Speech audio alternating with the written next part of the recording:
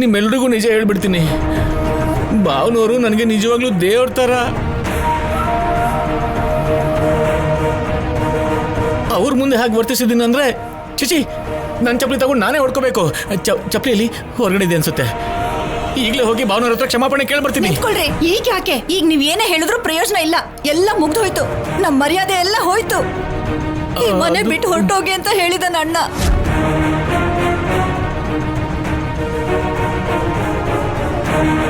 ನಡೀರಿ, ಗಂಟು ಮುಟ್ಟೆ ಕಟ್ಕೊಂಡು ಬೀದಿಲಿ ಹೋಗಿ ಬೀಳ್ಬೇಕಾಗತ್ತೆ. ಅಷ್ಟಕ್ಕೂ ನಿಮ್ಗೊಂದ್ ಮನೆನೋ ಗುಡಿಸ್ಲೋ ಏನಾದ್ರೂ ಇದೆಯಾ?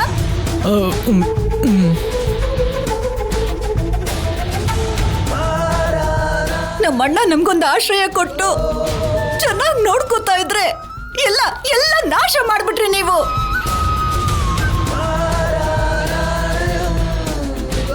ಅಲ್ಲ, 2 ದಿನದಲ್ಲಿ ಮಗನ್ ಮದ್ವೆ ಇಟ್ಕೊಂಡು ಹೇಗ್ ಕುಡಿಬೇಕು ಅನಿಸ್ತು ನಿಮ್ಗೆ? ಇವಾಗ ಭಾವನವರು ನಿಮ್ಮನ್ನ ಮನೆಯಿಂದ ಹೊರಟೋಗಿ ಅಂತಿದ್ದಾರೆ. ಅಲ್ಲ, ಚಾರು ಸೀನು ಮದ್ವೆನ ಹೇಗ್ ಮಾಡ್ತೀರಾ?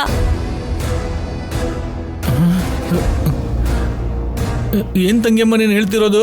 ಹೌದು ಅಳಿ. ಅಂದ್ರೆ ನನ್ ಮಗಳ ಜೊತೆ ಸಹ ನೀವಿಲ್ಲಿರ್ಬಾರ್ದು ಅಂತ ಹೇಳ್ದ. ರಾಜಾರಾಮ್ ಬಗ್ಗೆ ಗೊತ್ತಿದ್ರು ನೀವ್ ಹೀಗ್ ನಡ್ಕೊಂಡ್ರಿ.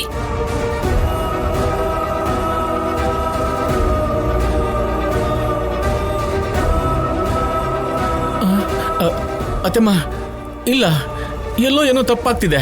ಅತ್ತಮ್ಮ, ನನ್ನ ಕ್ಷಮಿಸಿ ಅತ್ತಮ್ಮ. ನನ್ ಮಗ ಪರಶುರಾಮ ತಪ್ಪು ಮಾಡಿದ್ರೆ ತಾಯಿನಾದ್ರೂ ಶಿಕ್ಷಿಸ್ತಾನೆ. ನೀನೇನು?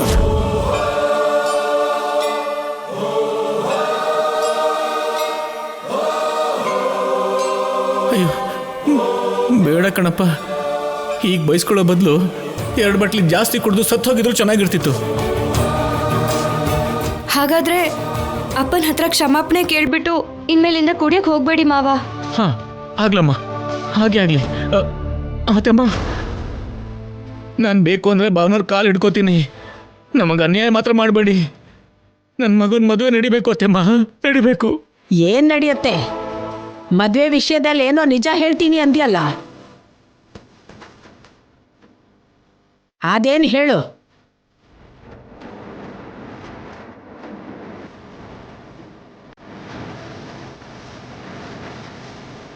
ಹೌದು, ನೀವು ಕಾರಣ ಇಲ್ಲದೆ ಅಣ್ಣನ ಹತ್ರ ಮಾತಾಡ್ಬೇಕು ಅಂತ ಅನ್ಕೊಳ್ಳೋರಲ್ಲ. ಏನೋ ನಿಜ ಹೇಳ್ಬೇಕು ಅಂತಿದ್ರಿ. ಏನೋ ನಿಜ? ನಾನು ನಿಜ ಹೇಳ್ತೀನಿ ಅಂತ ಅನ್ನ. ಹೌದ್ರಿ, ಕುಡಿದ ಮೇಲೆ ನಿಮ್ ಪಾಡು ನೀವ್ ಇರ್ಬೇಕಿತ್ತಲ್ವಾ? ನಿಜ ಹೇಳ್ತೀನಿ ಅಂತ ಏನೋ ದೊಡ್ಡ ಗಲಾಟೆ ಮಾಡಿದ್ರಿ. ಹೇಳಿ ಆ ನಿಜ ಏನು ಅಂತ.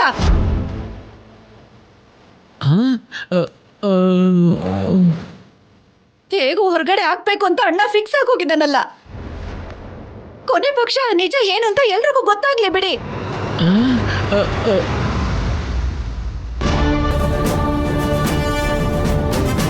ಯಾಕೆ ಮಾತಾಡ್ತಿಲ್ಲ ವೆಂಕಟ್ರಾವ್? ಆ ನಿಜ ಏನು ಅಂತ ಹೇಳು.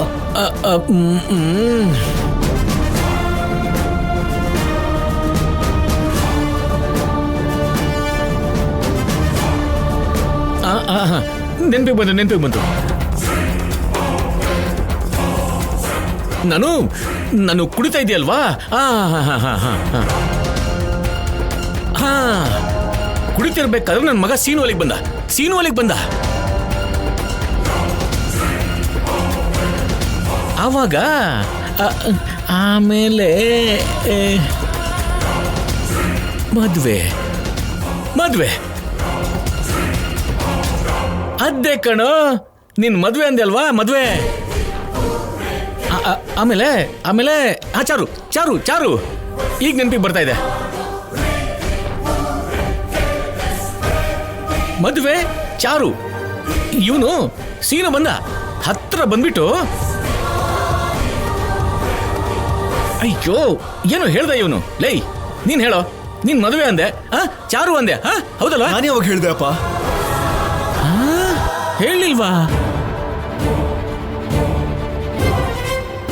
ಇಲ್ಲ ಕಣೋ, ನೀನ್ ಏನೋ ಹೇಳ್ದೆ ಕಣೋ ನೀನು. ನನಗೆ ಏನ್ ಹೇಳ್ದೆ ಇವನು? ಅದು ಅಣ್ಣಯ್ಯ ನೆನಪು ಪಡ್ಕೊಡಿ, ಏನ್ ನಡೀತು ಅಂತ ಹೇಳಿ. ಅದೇನಮ್ಮ, ನೆನಪಾಗ್ಬಿಡುತ್ತೆ. ಬಂತು ನನಗೆ. ಆ ಮದುವೆ, ಇವನು ಚಾರು.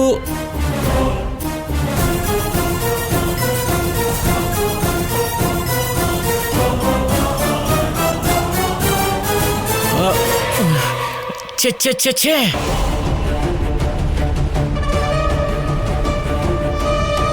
ತಂಗಿಯಮ್ಮ, ನನ್ನ ಕ್ಷಮಿಸ್ಬಿಡು ತಂಗಿಯಮ್ಮ. ಛೇ, ನನಗೆ ಕುಡಿದ್ರೆ ಏನು ನೆನಪಿರಲ್ಲ ತಂಗಿಯಮ್ಮ. ಕುಡಿಯೋಕ್ ಮುಂಚೆ ಎಲ್ಲ ನೆನಪಿರುತ್ತೆ. ಇದೇನ್ರಿ ಇಷ್ಟೊತ್ತು ನೆನ್ಪಿದೆ ಅಂದ್ರಿ ತಾನೇ? ನಿಜವಾಗ್ಲೂ ನಂಗೆ ಏನು ನೆನಪಿಲ್ಲ ಕಣೆ. ಏನ್ರಿ ಹೇಳ್ತಾ ಇದ್ದೀರಾ? ಆ ನಿಜ ಏನು ಅಂತ ನೆನ್ಪಿಲ್ವಾ? ಹೌದೇ, ನಿಜವಾಗ್ಲೂ ನಂಗೇನು ನೆನಪಾಗ್ತಿಲ್ಲ ಕಣೆ. ನಾನೊಬ್ಬ ದೊಡ್ಡ ಗಜನಿ ಕಣೆ. ಸರಿ ಹೋಯ್ತು, ಇನ್ನು ನಾವ್ ಈ ಮನೆಯಿಂದ ಹೊರಗಡೆ ಹೋಗೋದು ಗ್ಯಾರಂಟಿ. ಲೇ, ಹಾಗನ್ಬಡ್ವೆ ಪದ್ದು.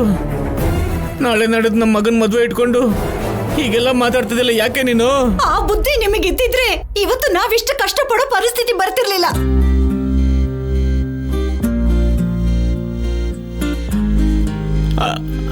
ಅತ್ತೆಮ್ಮ,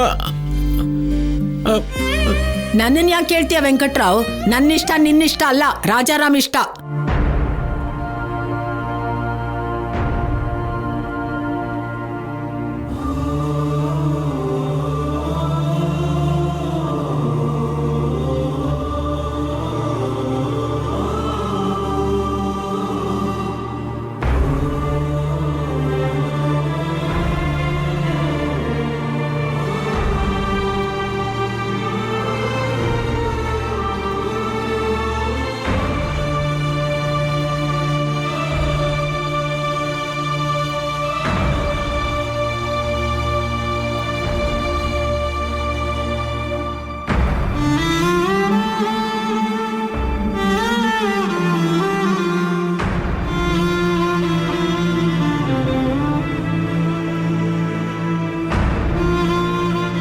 ನನ್ ಗಂಡ ಈ ಮನೆ ಅಳಿ ಆಗಿದ್ದಾನೆ ಅಂತ ತಾನೇ ಈ ಕೀಳ್ ಭಾವನೆ. ಯಾಕೆ ನನ್ ಗಂಡ ಒಬ್ನೇ ನಾ ತಪ್ಪು ಮಾಡಿರೋದು? ಇದಕ್ ಮುಂಚೆ ಈ ಮನೇಲಿ ಬೇರೆ ಯಾರು ಮಾಡಿಲ್ವಾ?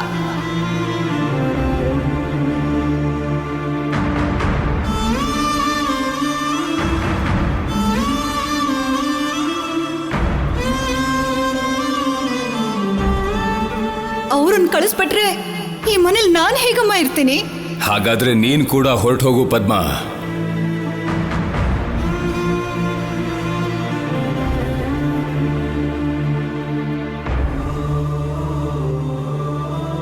ಆ ಆದಿನಿಂದ ಈ ಮನೆ ಬಿಟ್ಟು ಹೋಗೋ ಪರಿಸ್ಥಿತಿ ಬರುತ್ತೆ ಅಂತ ಅನ್ಕೊಂಡಿದ್ದೆ. ಕರ್ಮ, ನನ್ ಗಂಡನಿಂದಾನೇ ಆ ಪರಿಸ್ಥಿತಿ ಬರುತ್ತೆ ಅಂತ ಅನ್ಕೊಂಡಿರ್ಲಿಲ್ಲ. ಪದ್ಮ, ನನ್ನ ಕ್ಷಮಿಸ್ಬಿಡು ಪದ್ಮ. ಈಗೆಲ್ಲ ನಡೆಯುತ್ತಂತ ಗೊತ್ತಿದ್ದಿದ್ರೆ ನಾನು ನಿಜವಾಗ್ಲೂ ಕುಡಿತಾನೆ ಇರಲಿಲ್ಲ ಕಣೆ. ಮಾಡೋದೆಲ್ಲ ಮಾಡಿ ಈಗ ಯಾಕೆ ಕ್ಷಮೆ ಕೇಳ್ತೀರಾ? ನೀವು ಕ್ಷಮೆ ಕೇಳ್ಬಿಟ್ರೆ ಅಣ್ಣನ ದೃಷ್ಟಿನಲ್ಲಿ ನೀವು ಒಳ್ಳೆಯವ್ರಾಗ್ಬಿಡ್ತೀನಿ ಅಂತ ಅನ್ಕೊಂಡಿದ್ದೀರಾ.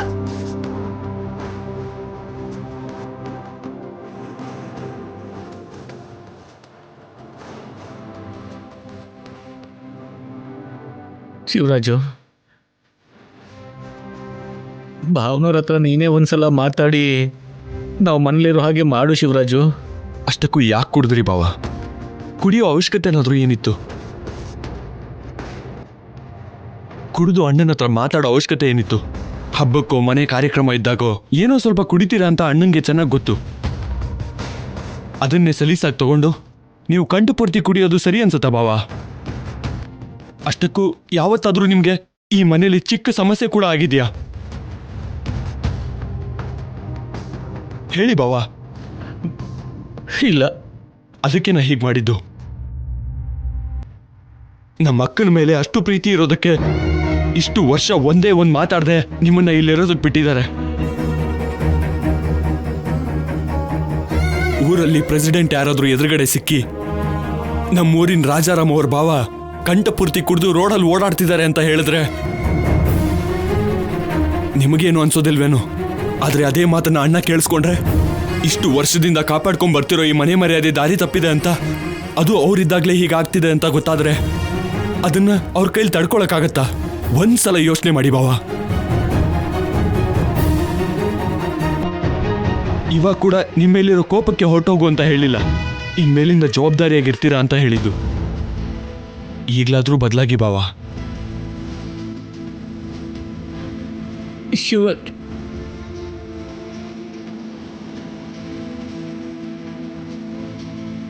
ಎಷ್ಟೇ ಮಾತಾಡಿದ್ರು ಯಾರ ಹತ್ರ ಹೇಳ್ಸಿದ್ರು ಅಣ್ಣ ಒಪ್ಪಲ್ಲ. ಇನ್ನು ನಮ್ ದಾರಿ ನಾವು ನೋಡ್ಕೋಬೇಕಾಗತ್ತೆ.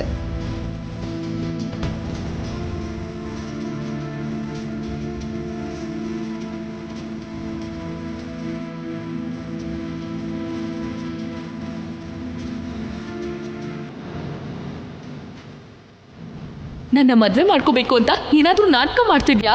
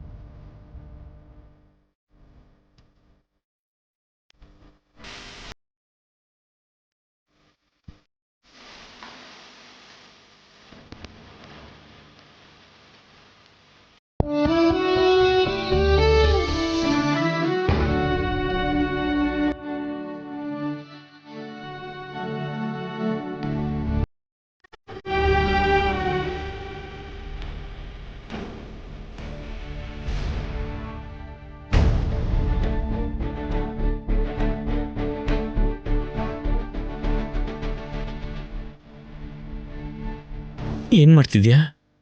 ನೀವು ಮಾಡಿರೋ ಕೆಲಸಕ್ಕೆ ಶಿಕ್ಷೆ ಅನುಭವಿಸ್ತಾ ಇದ್ದೀನಿ. ನಾನೇನ್ ಮಾಡಿದ್ನೆ? ಸ್ವಲ್ಪ ಕುಡ್ದೆ, ತಪ್ಪೆ. ಗೊತ್ತಿದ್ದೋ ಗೊತ್ತಿಲ್ದೇನೋ ಭಾವನವರಿಗೆ ಎದುರು ಮಾತಾಡಿದೆ. ಆದ್ರೆ ಅಷ್ಟು ಚಿಕ್ಕ ವಿಷಯಕ್ಕೆ ಇಷ್ಟು ದೊಡ್ಡ ಶಿಕ್ಷೆ ಕೊಡ್ತಾರಂತ ಅನ್ಕೊಂಡಿರ್ಲಿಲ್ಲ ಕಣೆ. ಒಂದು ವೇಳೆ ನಿಮ್ ಹಾಗೆ ಕೆಲಸ ಇಲ್ದಿರೋ ವ್ಯಕ್ತಿನೇ ಆಗಿದ್ದಿದ್ರೆ ಹೋಗ್ಲಿ ಬಿಡು ಅಂತ ಕ್ಷಮಿಸ್ತಿದ್ದ. ನಮ್ಮಣ್ಣ ನೀತಿ ಪ್ರಾಮಾಣಿಕತೆಗೆ ಬೆಲೆ ಕೊಡೋನು, ಧರ್ಮಕ್ಕೋಸ್ಕರ ನ್ಯಾಯಕ್ಕೋಸ್ಕರ ನಿಂತ್ಕೊಳ್ಳೋ ಅಂತವನು. ಅಂಥವ್ರು ಮಾಡೋದೇ ಹೀಗೆ. ನೀವು ಮಾಡಿರೋ ಕೆಲಸಕ್ಕೆ ಜನಗಳು ಕೇಳೋ ಪ್ರಶ್ನೆಗಳಿಗೆ ಉತ್ತರ ಕೊಡೋದಕ್ಕೂ ಕೂಡ ನಾಚಿಕೆ ಆಗತ್ತೆ. ನನ್ನನ್ನು ಏನ್ ಮಾಡು ಅಂತೀಯ ಪದ್ಮ? ಹೋಗ್ಲಿ, ಇವಾಗ ಹೋಗಿ ಭಾವನವ್ರ ಕಾಲು ಹಿಡ್ಕೊಂಡ್ರೆ ಏನಾದ್ರೂ ಲಾಭ ಇರುತ್ತಾ ಹೇಳು? ಬೇಡ ಬಿಡ್ರಿ. ಅವನ್ ಒಂದ್ಸಲ ಹೇಳಿದ್ರೆ ಮುಗಿತಷ್ಟೇ. ಯಾರು ಎಷ್ಟೇ ಬೇಡ್ಕೊಂಡ್ರು ಅವನ ನಿರ್ಧಾರನ ಬದಲಾಯಿಸಲ್ಲ. ನಾನ್ ತಾನೇ ಏನ್ ಮಾಡಕ್ಕಾಗತ್ತೆ. ಅದಕ್ಕೆ ಬಟ್ಟೆಗಳನ್ನ ಪ್ಯಾಕ್ ಮಾಡ್ತಾ ಇದ್ದೀನಿ. ಅದಾಗಲ್ಲ ಪದ್ಮ, ಒಂದ್ಸಲ ಕೇಳಿ ನೋಡೋಣವಾ? ಯಾಕ್ರಿ ಅದೆಲ್ಲ? ನೀವ್ ಮಾಡಿರೋ ಕೆಲ್ಸಕ್ಕೆ ಇನ್ನೊಂದ್ಸಲ ಮುಖ ನೋಡೋಕ್ಕೂ ಇಷ್ಟಪಡಲ್ಲ ಅಣ್ಣ. ಈಗಾಗ್ಲೇ ನಿಮ್ಮಿಂದ ಆಗಿರೋದ್ ಸಾಕು. ಆ ದೇವ್ರ ದಯೆಯಿಂದ ಇಷ್ಟು ದಿನ ಇಲ್ಲಿದ್ವಿ. ಕೂರ್ಸಿ ತಿನ್ನೋ ಕನ್ನ ಹಾಕಿದಾನೆ. ಇರೋನೊಬ್ಬ ಮಗನ್ನ ಸಾಕೋದಕ್ಕಾಗ್ಲಿಲ್ಲ ನಿಮ್ಗೆ. ಹೆಂಡತಿಗೆ ಒಂದು ತನ್ನ ಹಾಕೋಕ್ಕೂ ಆಗ್ಲಿಲ್ಲ. ಹೋಗ್ಲಿ, ನೀವಾದ್ರೂ ಸಂತೋಷವಾಗಿದ್ದೀರಾ ಅಂತಂದ್ರೆ ಅದೂ ಇಲ್ಲ. ನಾವೀಗ ಎಲ್ಲಿಗಂತ ಹೋಗೋದೆ? ನನ್ನನ್ನು ಕೇಳಿದ್ರೆ ನಾನೇನ್ ಹೇಳಿ? ನಿಮ್ಗೇನಾದ್ರೂ ಮನೆ ಮಠ ಇದೆಯಾ ಹೋಗೋದಕ್ಕೆ? ಯಾವ್ದಾದ್ರೂ ಛತ್ರ ನೋಡ್ಕೊಳ್ಳೋಣ ನಡೀರಿ. ಯಾರು ದಿಕ್ಕಿಲ್ದೇ ಇರೋರ್ಗೆ ಆ ದೇವ್ರೇ ದಿಕ್ಕು ಅಂತಾರೆ. ಈಗ ಆ ದೇವ್ರೇ ಹೋಗು ಅಂತ ಹೇಳಾಯ್ತಲ್ಲ, ಹೋಗ್ಲೇಬೇಕಷ್ಟೆ. ಇನ್ನೂ ಏನ್ರಿ ಹಾಗೆ ನಿಂತಿದ್ದೀರಾ? ಯಾವ್ದಾದ್ರೂ ಮಠನೋ ಛತ್ರನೋ ನೋಡ್ಕೋಬೇಕಲ್ವಾ? ನಡೀರಿ. ಅದಾಗಲ್ಲ ಪದ್ಮ. ನಡೀರಿ.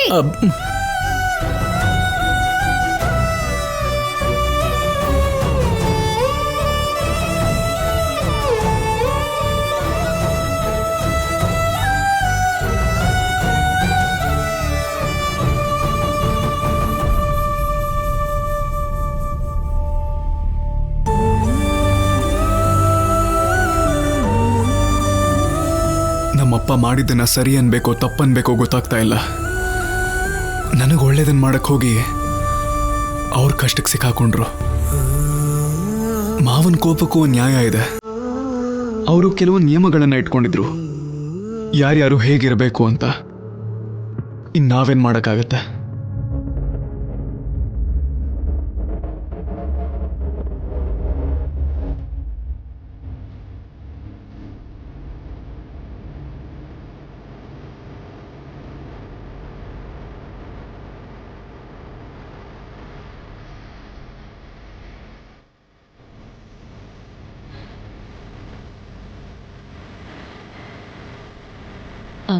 ಏನು ಸೀನು, ನೀನು ಕೂಡ ನಿಜವಾಗ್ಲೂ ಹೊರಟೋಗ್ತಿದ್ಯಾ?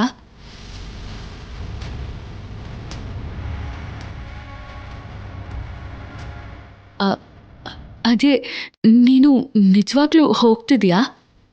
ನಮ್ಮ ಮಾವ ಹೇಳದ್ಮೇಲೆ ಹೋಗದೆ ಇರೋದಕ್ಕೆ ಹೇಗೆ ಸಾಧ್ಯ ಆದ್ಯಾ?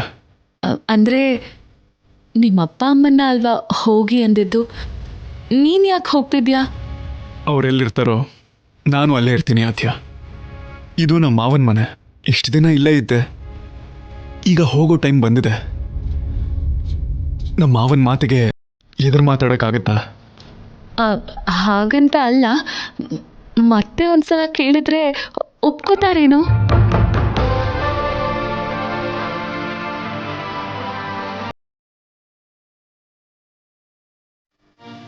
ಹೋಗಿ ಅಂದ ತಕ್ಷಣ ಹೊರಟೋಗ್ತೀರಾ? ನಿನಗೆ ನೋವಾಗ್ತಿದ್ಯಾ ಆದ್ಯ? ನನಗೆ ಗೊತ್ತು ಆದ್ಯ, ನೀ ನನ್ನ ಪ್ರೀತಿಸ್ತಾ ಇದೀಯಾ ಅಂತ. ಆದರೆ ಈ ವಿಷಯನ ನೀನು ಯಾಕೆ ಹೊರಗಡೆ ಹೇಳ್ಕೊಳ್ಳಲ್ಲ? ಈ ಒಂದು ವಿಷಯನ ನೀನು ನನಗೆ ಹೇಳ್ಬಿಟ್ಟಿದ್ದಿದ್ರೆ ಇವತ್ತಿ ಪರಿಸ್ಥಿತಿನೇ ಬರ್ತಿರ್ಲಿಲ್ಲ. ಸೀನು, ಏನೋ ಜಸ್ಟ್ ಫ್ರೆಂಡ್ಲಿಯಾಗಿ ಕೇಳಿದೆ. ಎಷ್ಟು ದಿನ ಈ ಮನೇಲೇ ಇದ್ರಿ ಅಲ್ವಾ, ಇವಾಗ ಹೊರಟೋದ್ರೆ ಅವರು ಬೇಜಾರು ಮಾಡ್ಕೋತಾರೆ ಅಂತ ಕೇಳಿತ್ತು. ಅಷ್ಟೇನಾ?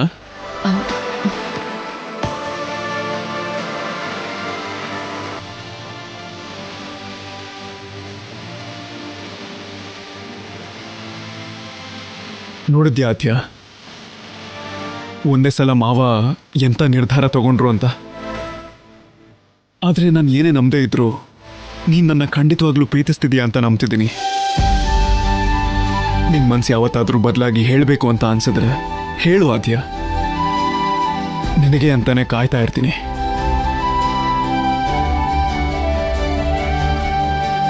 ನಿನಗೆ ಎಷ್ಟು ಹೇಳಿದ್ರು ಅರ್ಥ ಆಗಲ್ವಾ ಸೀನು? ಇರು ಅಂತ ಹೇಳೋಕ್ ಬಂದ್ರೆ ಪ್ರೀತಿ ಅಂತಿದ್ಯಲ್ಲ.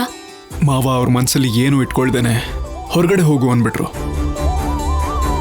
ಆದರೆ ನೀನು ಮಾತ್ರ ಮನಸ್ಸಲ್ಲಿ ಪ್ರೀತಿನ ಬಚ್ಚಿಟ್ಕೊಂಡು ನನ್ನ ಹೊರಗಡೆ ಕಳಿಸ್ತಾ ಇದೀಯ.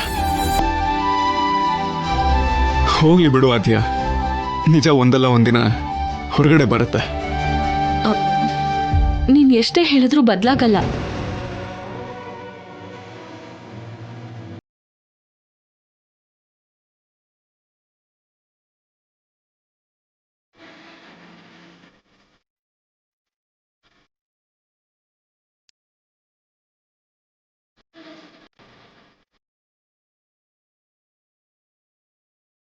ಅಕ್ಕ,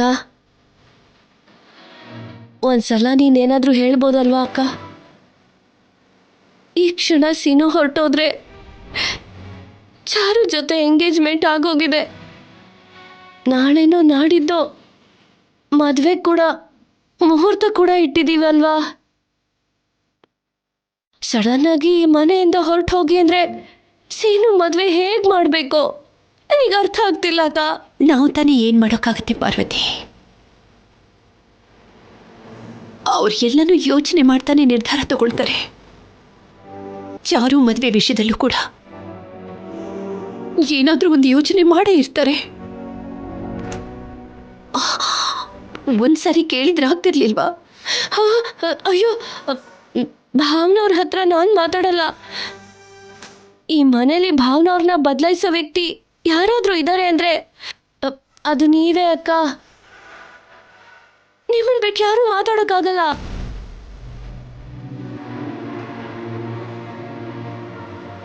ಏನು ಮಾಡೋಕ್ಕಾಗತ್ತೆ ಪಾರ್ವತಿ? ಅವರಿಬ್ಬರಿಗಿಂತನೂ ನನಗೆ ದೊಡ್ಡ ಶಿಕ್ಷೆ ಕೊಟ್ಟಿದ್ದಾರೆ. ಹಾಗಿದ್ದಾಗ ನಾನೇನು ಮಾತಾಡೋಕ್ಕಾಗತ್ತೆ ಹೇಳು? ಹಾಗನ್ಬೇಡಿ ಅಕ್ಕ, ನೀನೇ ನಮಗೆ ದಿಕ್ಕು. ಇಲ್ಲಿ ನಷ್ಟ ಆಗಿರೋದು ವೆಂಕಟರಾವ್ ಅಣ್ಣನ್ಗೆ, ಪದ್ಮನ್ಗಲ್ವಾ? ನೀನ್ ಯಾಕೆ ಇಷ್ಟು ನೊಂದ್ಕೊಳ್ತಿದೀಯ? ಅಲ್ಲ ಅಕ್ಕ, ನಮಗೂ ನಷ್ಟ ಆಗಿದೆ. ಚಾರು ಮದುವೆ ಮಾಡಲಿಲ್ಲ ಅಂದ್ರೆ ನಮ್ಮ ಅಕ್ಕ ಬಾವ ಮನ್ಸಿಗೆ ನೋವು ಮಾಡಿಕೊಂಡು ಸತ್ತೋಗೋ ಹಾಗಿದ್ದಾರೆ. ಅದ್ಯಾಕೆ ಹಾಗೆ ಮಾತಾಡ್ತೀಯ ಪಾರ್ವತಿ? ಇಲ್ಲ ಅಂದ್ರೆ ಏನಕ್ಕ, ಇರೋದು ಒಬ್ಳು ಮಗಳು. ಈಗಾಗ್ಲೇ 4 ಸಂಬಂಧ ಹಾಳಾಗಿ ದೇವರ ದಯೆಯಿಂದ ಸೀನು ಸಿಕ್ಕಿದ್ದಾನೆ ಅನ್ಕೊಂಡ್ವಿ. ಇವಾಗ ಈ ಸಂಬಂಧನೂ ಹಾಳಾಯ್ತು ಅಂದ್ರೆ ನಮ್ ಭಾವ ಏನಾಗ್ಬಿಡ್ತಾರೋ ಗೊತ್ತಿಲ್ಲ ಅಕ್ಕ. ಚಾರು ಕೂಡ ನಿಮ್ಮನ್ನ ದೊಡ್ಡಮ್ಮ ದೊಡ್ಡಮ್ಮ ಅಂತ ಕರಿತಾಳಲ್ವಾ, ನಿಮ್ ಮಗಳು ಅನ್ಕೊಂಡು ಯೋಚನೆ ಮಾಡಿ ಅಕ್ಕ. ಭಾವನವ್ರನ್ನ ಒಪ್ಸಿ. ಹಾಗಲ್ಲ ಪಾರ್ವತಿ, ಅವ್ರು ನನ್ನ ಮಾತು ಕೇಳ್ತಾರೆ ಅಂದ್ರೆ ನಾನು ಒಪ್ಪಿಸ್ಬಹುದು. ಆದ್ರೆ ಅವ್ರು ನನ್ನ ಹತ್ರ ಮಾತಾಡೋಕೆ ಇಷ್ಟಪಡಲ್ವಲ್ಲ. ನಾನು ಇಲ್ಲ ಅಕ್ಕ, ನಿಮ್ ಮೇಲ್ ಕೋಪ ಇದ್ರು ನಿಮ್ಮಂದ್ರೆ ಗೌರವ ಪ್ರೀತಿ ಹಾಗೆ ಇದೆ. ದಯವಿಟ್ಟು ನೀವೇ ಒಪ್ಪಿಸ್ಬೇಕಕ್ಕ.